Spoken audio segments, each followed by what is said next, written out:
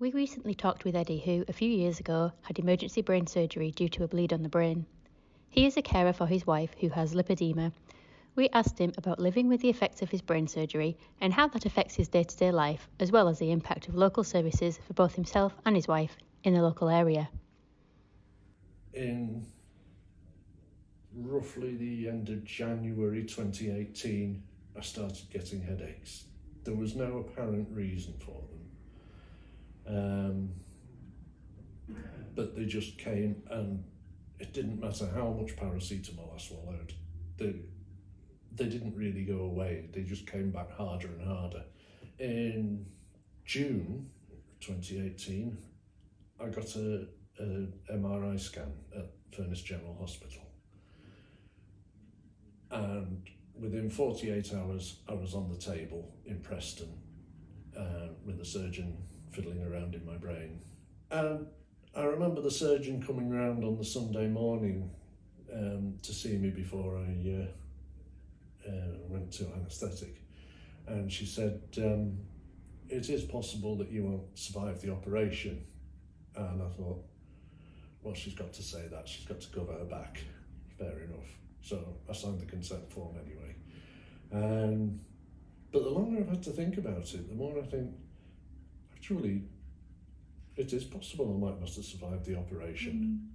I am now grateful for every time I wake up, even if it's in the middle of the night.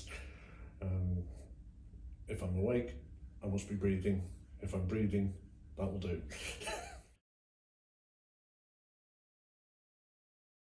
I was retired from work because I couldn't drive the van.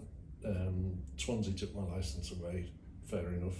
I got it back 9 months later. But by that time my statutory sick pay had run out and work had just washed their hands of me.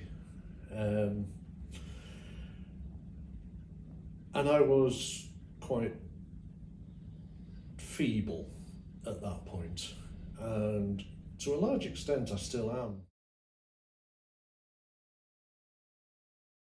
Well, one thing that has struck me,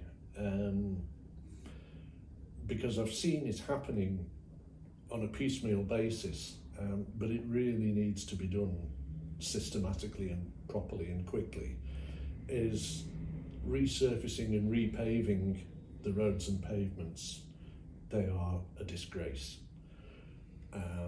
It's bad enough driving. I also use a mobility scooter. In fact, my wife uses it as well occasionally. I'm pushing her in the wheelchair. I will push her on the road rather than use the pavement, because the pavement is...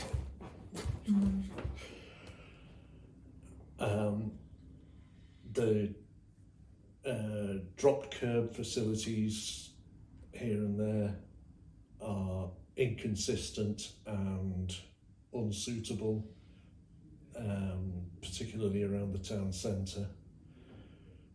Things like that. I mean, I know this is a big expenditure project, but it really needs looking at.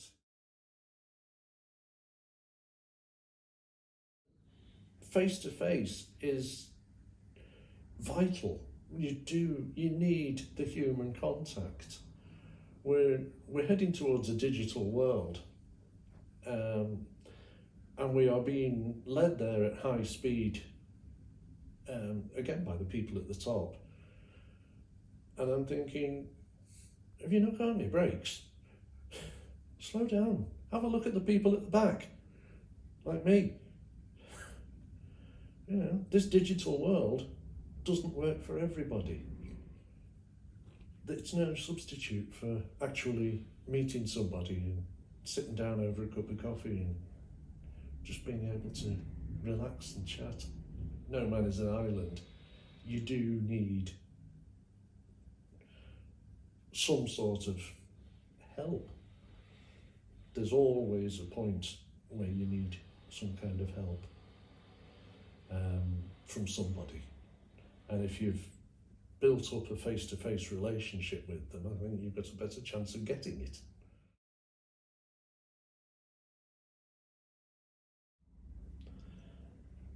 If it's worth having, it's going to be work.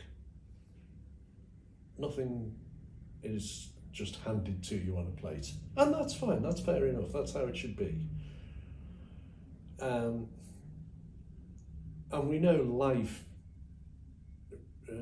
we being my wife and I, we know life is something worth having and worth keeping up with and